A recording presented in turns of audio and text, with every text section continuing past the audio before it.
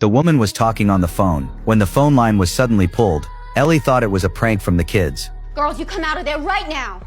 When she saw the kids running past, Ellie was completely stunned. The next second,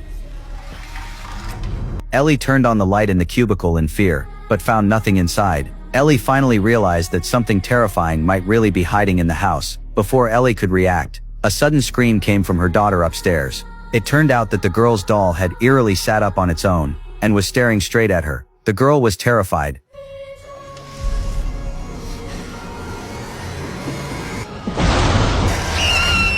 That night at dinner, the girl told her parents what happened. The air around the table froze instantly. The eldest daughter, Lucy, suggested moving out immediately, but their father refused, because the family wasn't well off. For a family of 8, relocating would cost a lot of money. The father comforted everyone, saying he had already reported the strange happenings to the church, and that once the priest arrived everything would be fine. But Lucy didn't agree with her parents. She was deeply uneasy, and felt they had to leave right away. That night, Lucy's younger sister shared her own suspicion. Ever since that antique mirror entered the house, strange things had been happening non-stop. Hearing her sister's words, Lucy also sensed something was wrong. A few days earlier, to celebrate Lucy's birthday, their grandfather had bought her a coming-of-age gift from a flea market. When Lucy opened the package, she found a strangely shaped antique mirror inside. She was delighted, but at that moment, the family dog suddenly began barking madly at the mirror. Lucy thought the dog was just acting up, so she didn't pay much attention. She sat down at the table ready to make her wish, but just as she was about to blow out the candles mysteriously went out on their own.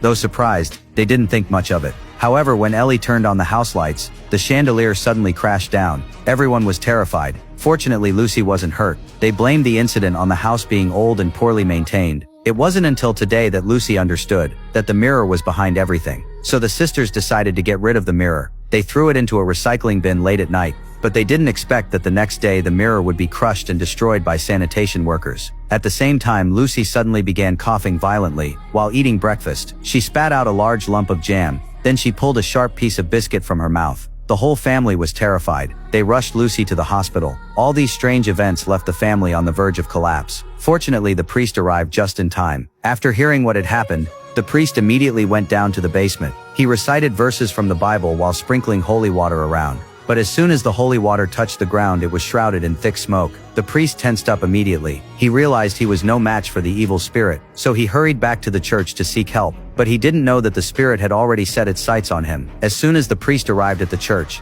jam began dripping from his nose.